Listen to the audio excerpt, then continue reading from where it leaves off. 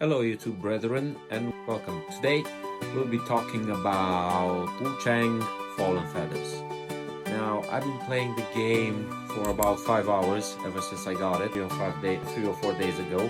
The thing with it is I haven't had that much of a time to play it, but I'm gonna continue my journey in it tonight.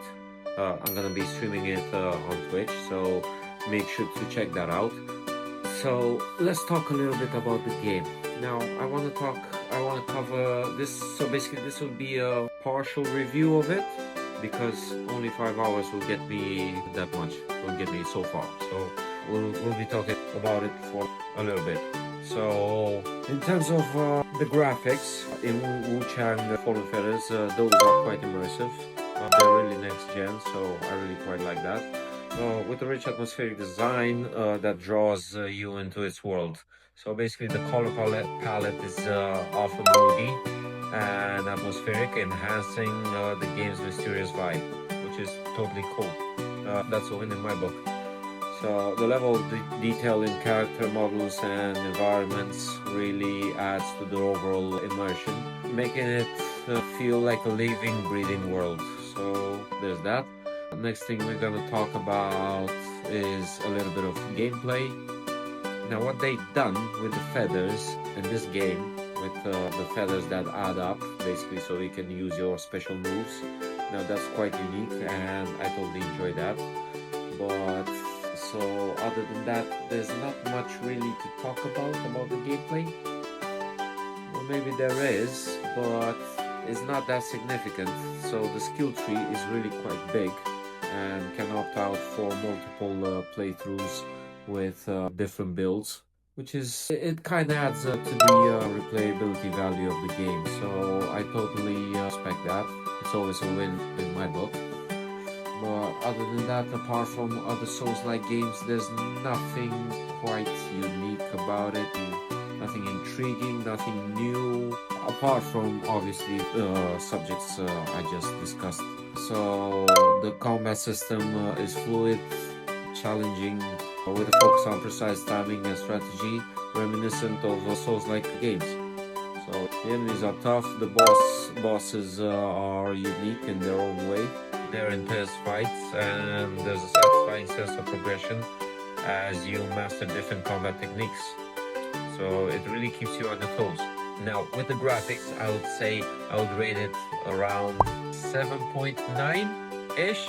Right, with the gameplay that we just previously talked, I would rate it around, I'll give it a solid 9 probably.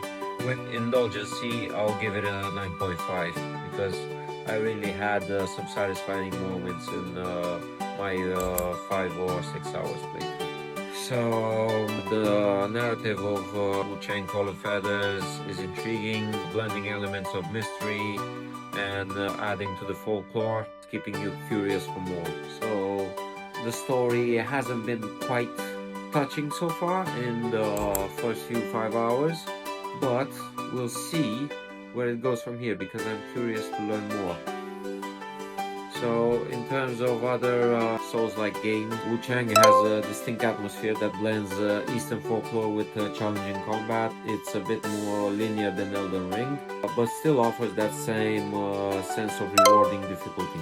The combat, like I said previously, is more methodical, similar to Sekiro Shadows Die Twice, with a focus on timing and parries, and also dodges.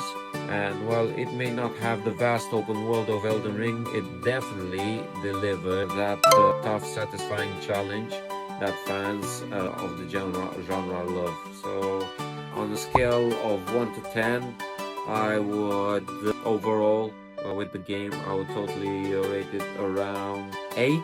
But considering the graphic gameplay and intriguing story, that rating could change as you progress further into the game. So it totally is an opinion of you, the player of the game.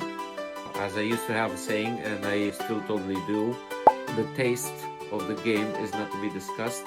So each and every individual has its own opinion. Some people think it's nothing, I don't know, Sekiro. Some people find it more intriguing than Sekiro. although Sekiro was a fairly decent linear game.